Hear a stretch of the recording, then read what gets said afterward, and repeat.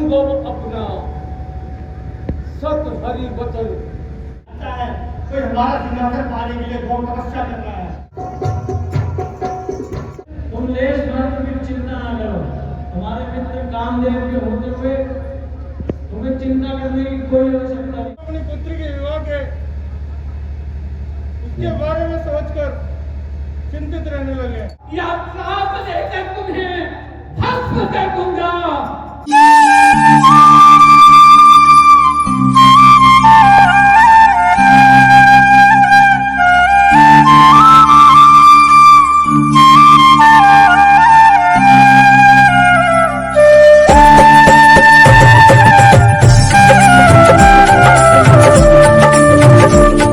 Hey guys, welcome to new vlog. बड़े होंगे, मस्त होंगे, ठीक होंगे। और गाइस, जय श्री राम सबको। आज हमारी बजरंग रामलीला का पहला दिन। तो आज की लीला आपको दिखाऊंगा। अभी ग्राउंड पहुंचता हूँ, दिखाता हूँ कैसे कैसे तैयारी हुई है, कितना सुंदर लग रहा है हमारा रामलीला का पूरा मंचल, और पूरी कितनी अच्छी रामलीला दिखाई जाएगी। आप एंड तक बने रहना इस व्लॉग के अंदर। और इस चैनल को जिसने सब्सक्राइब नहीं किया, चैनल को सब्सक्राइब कर लो और बेल आइकन को ऑल पे कर लो। अपने सब दोस्तों को शेयर करना इस वीडियो को। अब आपको डे 1 से लेकर डे 11 तक की सारी रामलीला दिखाई देगी चैनल पे। रोज़ सुबह 2 बजे करीब, 1-2 बजे करीब बीच में व्लॉग आ जाया करेगा। तो बने रहना इस वीडियो को, प्यार ज़रूर देना। बता रहा हूँ इस पूरी प्लेलिस्ट को, मतलब जो अब रामलीला आने वाली, इसको बहुत अच्छी तरह प्यार देना। तो आपको मिलते हैं फटाफट ग्राउंड पहुँच के। चलो।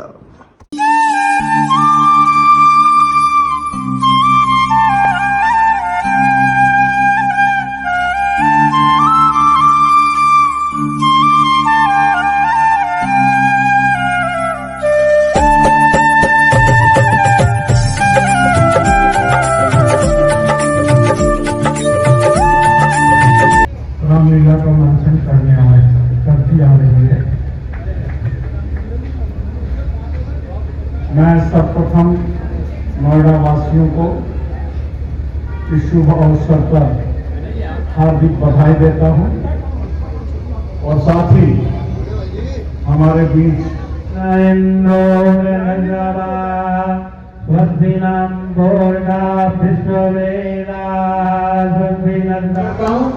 विनय भाई को बहुत जल्दी मिनिस्टर होना है, और उसके बाद केंद्र में आकर नोएडा क्षेत्र की, हमारे उत्तर प्रदेश की ही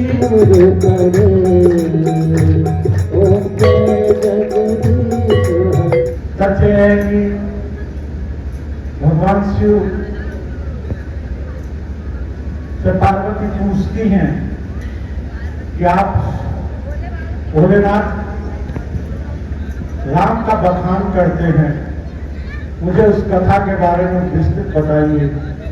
और भोलेनाथ वह कथा उन्हें सुनाना प्रारंभ करते हैं, और उनको लेकर के वो उस गुफा में पहुंचते हैं। यह दृश्य प्रथम वहीं से शुरू हो रहा है।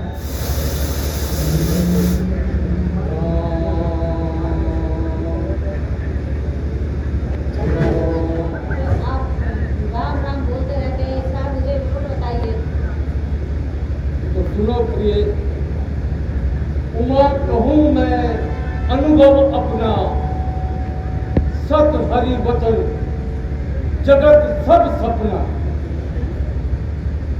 राम मेरे आराध्य हैं और मैं उन्हीं का जाप करता हूँ।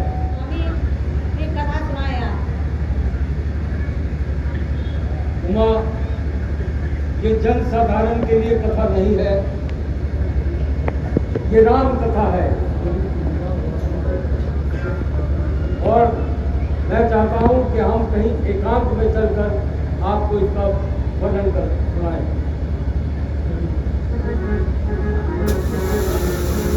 सुनो गिरजा हरि चरित सुहाए, विपुल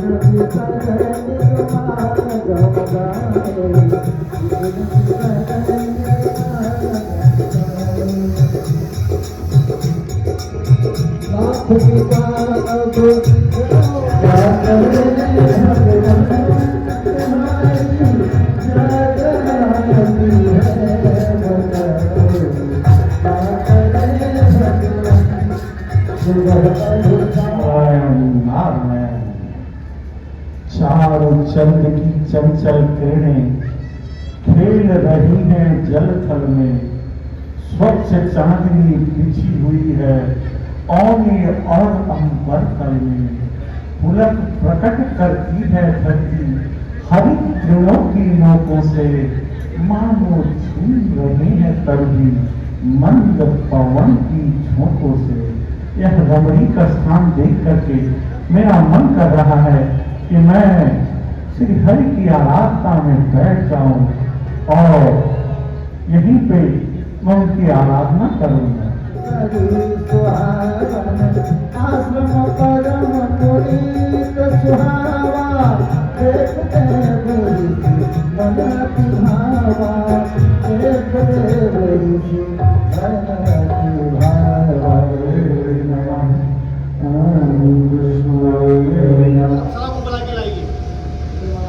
जैसी आज्ञा महाराज।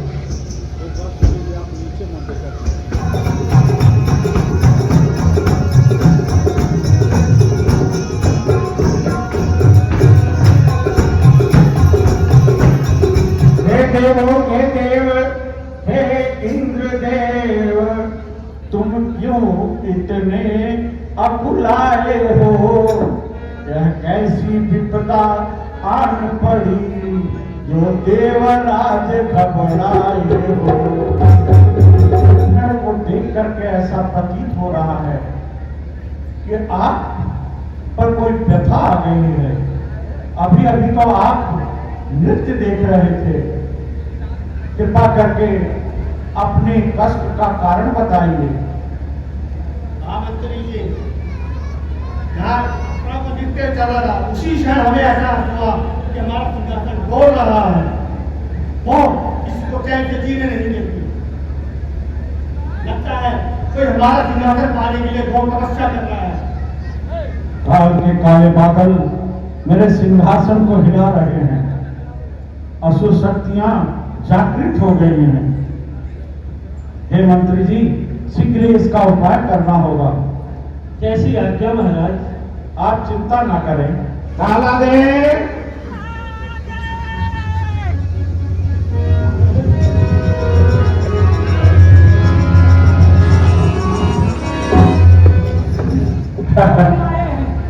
अरे अभी अप्सराएं नृत्य कर रही थी, तत्क्षण ऐसा लगा जैसे सिंहासन डोल रहा है। हे कालादेव, तुम चारों दिशाओं में जाओ और जाकर के पता लगाओ इंद्रासन को पाने के लिए कौन तपस्या कर रहा है।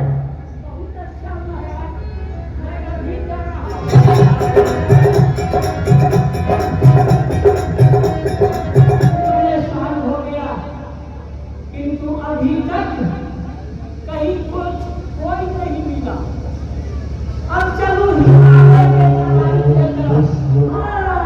मुनि वही जो सराहनीय घोटते हैं, ऐसे ऐसे तुलतुल बजाते हैं। वो हिमालय के गुफा में जा करके अपने नशा को बंद करके अपने मस्तक पे चढ़ाएंगे और घोर तपस्या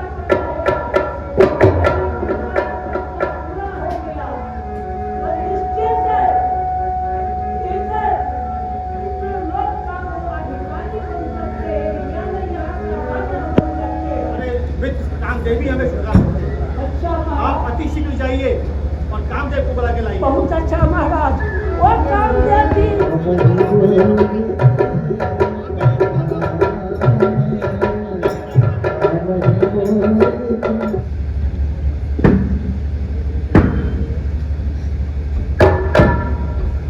उसे पकड़ के पुलिस के पास दे दो। हे मित्रिन, तुम्हारे चेहरे पे चिंता व्यतीत नजर आती है। क्या मैं जान सकता हूँ तुम्हारी चिंता का क्या कारण है? हाँ भाई, अप्सरा का नृत्य चल रहा था, उसी से हमें एहसास हुआ कि हमारा सिंहासन डोल रहा है। हमने गुप्तचर को भेज के पता करवाया तो वो लोग देखा कि महर्षि नारद हिमालय की कंदरों में जाके घोर तपस्या कर रहे हैं। मैं चाहता हूँ कि आप इस समस्या से हमें छुटकारा दिलाएं। मित्र, तुम लेश मात्र की चिंता ना करो।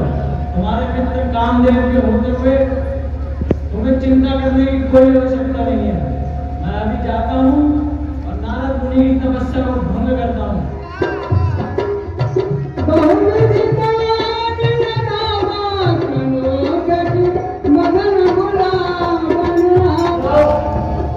आप लोग जाइए और अपनी कला से नारद मुनि का ध्यान भंग करिए।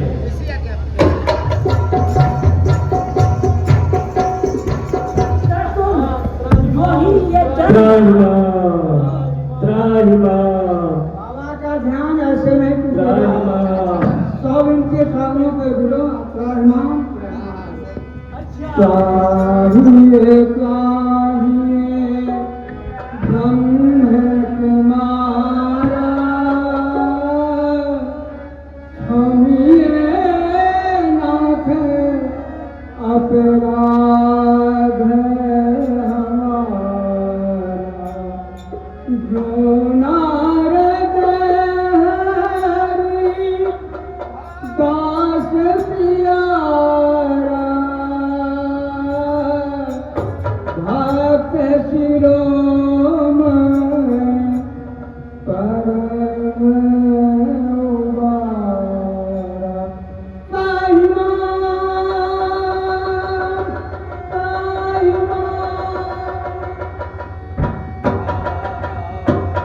क्षमा मुनिराज, क्षमा। मैं मित्र इंद्रदेव के कहने से अपने अभिमान में आप जैसे महान ऋषि की तपस्या को भंग करने चले आया। हे मुनिराज, क्षमा करें मुनिराज, क्षमा करें। कामदेव, इंद्र सदा का छली है। इंद्र से समझा देना कि नारद कोई राज और पाठ का भूखा नहीं है। अरे हम तो साधु महात्मा, राज से क्या वास्ता, साधु फकीर अलमस्त हैं। मग्न है एक धमनियों में, दो रोटियों में मस्त हैं। भला हमें राजपाट से क्या लेना? जाओ और इनको समझाओ। क्षमा करें मुनिराज। चलो यहाँ से। ये सूचना कौन दिया? काला देव ने महाराज। काला देव। अरे बाप रे बाप, काला देव। हम पकड़ा गए क्या? काला देव। काला देव। क्या काला देव भाग गया? उसका भाई मुजरा देव है। भाग गया तो उसको मैं साफ देता हूँ। अरे बाप रे बाप, चलिए बाबा, वहाँ चल जाइए। दुष्ट, मेरा यही काम है कि जो कोई मुनि महात्मा हिमालय के तराई में आकर तपस्या करे तो उसका तपस्या भंग करो। नहीं बाबा, कभी कभी। फिर ऐसा नहीं करेगा कभी? कभी नहीं बाबा, आपके सर की कसम खाकर कहता हूँ, वक्त पड़ेगा तो कभी कभी। ठीक है, जाओ, ठीक है, निकलो यहाँ से। नारायण नारायण नारायण नारायण। जाओ। वहाँ का बहुत रमणीय दृश्य देखकर भगवान विष्णु के शरण में मेरा मन लग गया और मैं तपस्या में लीन हो गया। यह समाचार जब इंद्र को मिला तो कामदेव को रंभा, तिलोत्तमा, उर्वशी जैसे अप्सरा को भेजकर और मेरा ध्यान तोड़ने के लिए भेजा, किंतु कामदेव मेरा ध्यान नहीं तोड़ सका। आज मैं काम और क्रोध दोनों को जीत लिया। यही सुसंवाद आपसे सुनाने आया। नारायण नारायण। बार बार बिन बहु मुनि तो ही जिन यह कथा सुनाय हो मोहि, बिन जन हरि सुनावह कबहि कलह प्रसंग दुरावह कबहि। निसंदेह नारद, तुम्हारे पराक्रम को कोई नहीं काट सकता, लेकिन जो ये वृत्तांत तुमने मुझे सुनाया है, ये श्री हरि विष्णु को मत सुना। कैसी आपकी आज्ञा? अच्छा, अब मैं चलूं? नारायण, आज मैं बहुत शुभ संदेश आपके लिए लाया हूँ। आज मैं हिमालय के तराई में गया, वहाँ का बहुत रमणीय स्थान देखकर और भगवत भजन में लीन हो गया। वहाँ मैं तप करने लगा। मेरा यह हाल देखकर इंद्र कामदेव को भेजा मेरा ध्यान तोड़ने के लिए, किंतु कामदेव से भी मेरा ध्यान नहीं टूट सका। यही शुभ संवाद आपसे सुनाने आया हूँ कि मैं आज काम और क्रोध दोनों को जीत लिया, जीत लिया, जीत लिया। ठीक है पुत्र नारद, ये संदेश हमको तो बताए, लेकिन कहीं जाके विष्णु जी से मत करना ये बात। जैसी आपकी आज्ञा। नारायण नारायण।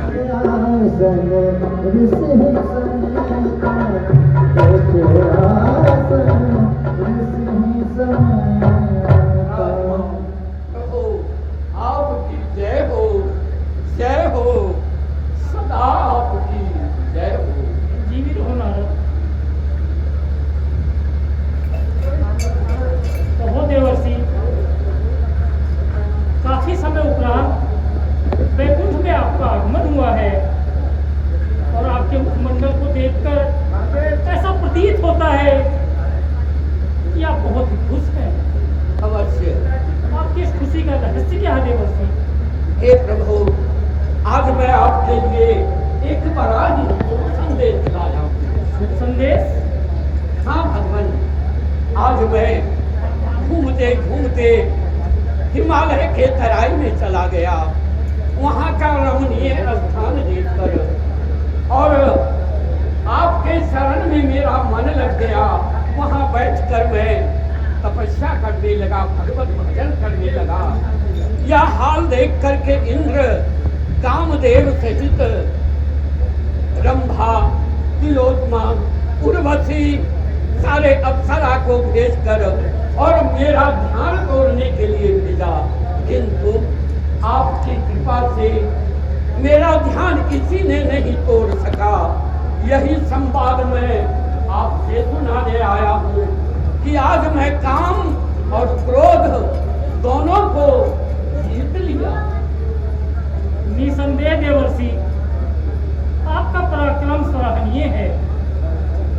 ये सब आपकी कृपा है भगवान। और बताइए, मृत्यु लोक में सब कुशल तो है? सब कुशल मंगल है। अब चलूं, भगवत भजन करूं और आपका गुणगान करूं, क्योंकि आपको तो पता है नारद कहीं 2.5 दंड से अधिक टिक नहीं सकता। नारायण नारायण नारायण। मंत्री जी, जी महाराज। हमारे राज्य में सब कुशल मंगल तो है। हाँ महाराज, आपकी कृपा से पूरे राज्य में सब कुशल मंगल है। लेकिन आपको चेहरा देख के लगता है कि आप किसी गहरी सोच में हैं। हाँ मंत्री जी, हम अपनी पुत्री के विवाह के उसके बारे में सोचकर चिंतित रहने लगे हैं। नारायण नारायण। मुनिवर प्रणाम। द्वारपाल, कहिए, इस नगर का नाम क्या है? इस नगर का नाम, यहाँ का राजा तो श्रीनिधि है। द्वार फाटक पे खड़े हैं और आपका दर्शन चाहते हैं। क्या कहा नारद जी? हाँ, यह मैं मतलब- स्वयं उन्हें जाकर करेंगे। नारायण नारायण। ऋषि नारद के चरणों में राजा श्री नदी का दंडवत प्रणाम। यशस्वी भवः, कल्याणमस्तु। राजन चिरंजीवी भवः। आइए महाराज। आइए महाराज, आसन ग्रहण कीजिए। कहिए महाराज, आपके राज में सब कुशल मंगल तो है? महाराज, आपके आशीर्वाद से हमारे नगर में सब कुछ कुशल मंगल है, किंतु हम अपनी पुत्री के विवाह को लेकर काफी चिंतित रहते हैं। महाराज, चिंता करने की कोई आवश्यकता नहीं।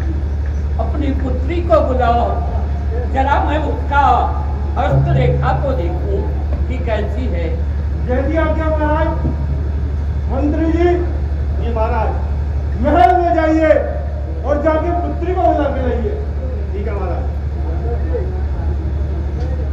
महाराज, हमारी पुत्री की हस्तरेखा देखकर बताइए किसके लिए कैसा वर देखना चाहिए। अति सुंदर। महाराज, आपकी पुत्री बड़ा ही भाग्यमान है। इसके हस्तरेखा में ऐसा है कि जो यदि पर अमर सो होई, समर भूमि जीते नहीं कोई। इसकी जिससे शादी होगी वो तीनों लोक के नाथ होंगे। क्यों नहीं, बहुत ही भाग्यशाली है आपकी पुत्री। महाराज, अब आप इसका स्वयंवर रचाएं। जैसी आज्ञा महाराज। जय हो महाराज। अब आज्ञा हो तो मैं चलूं। जैसी आज्ञा महाराज। नारायण नारायण। मंत्री जी, ये महाराज आप दीप दीप के राजागण को ये निमंत्रण भेजिए कि राजा शील निधि ने अपनी पुत्री का स्वयंवर रचा है। जैसी आपकी आज्ञा महाराज।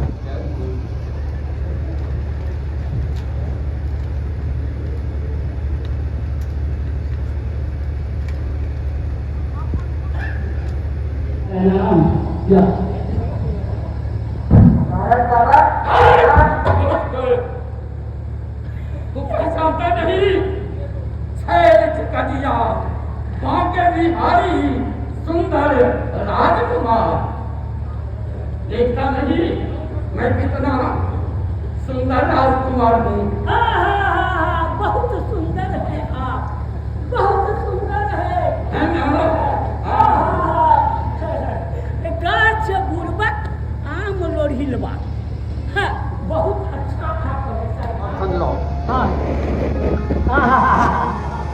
कितना अच्छा सुंदर आपका रूप दिए हैं भगवान। बहुत अच्छा आपका स्वरूप है। अच्छा है ना? हाँ सरकार, बहुत अच्छा। एक पेड़ पे ही रहता है, दूसरे। क्या बोला? जी नहीं, आपके बहुत ऊंचा आसन होना चाहिए। आपके समान ऊंचे स्थान किसका होगा? आपका स्थान तो पेड़ के समान है। हाँ, कल्याण है तोमर। राजकुमारी को बुलाओ। अरे राजकुमारी जी, स्वयंवर की तैयारी की जाए और पुत्री को आदर सहित दरबार में लेकर आए। जैसी आज्ञा महाराज।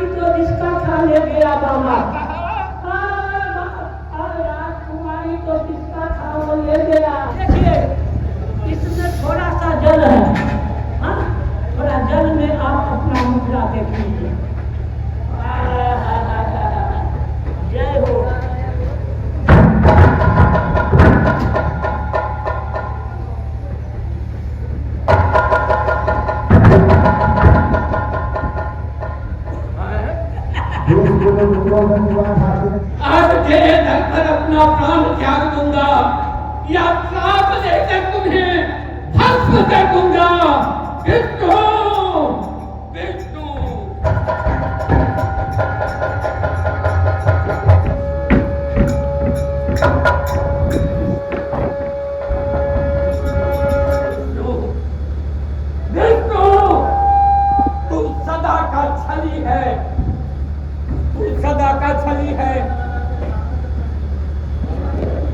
तुम्हारे मन में जो आता है वही करते हो। तुम्हारे सिर पर अंकुश देने वाला कोई नहीं है, किंतु आज तुमने भले घर में अपना पैर रख दिए हो, इसका सजा तुम्हें अवश्य मिलेगा। विष्णु, विष्णु, मैं गया था तुमसे सुंदर रूप मांगने और तुमने मुझे हरि रूप दे करके मेरा मजाक उड़ाया। अतिथि देखकर तुमने जगत में मेरा उपहास करा दिया।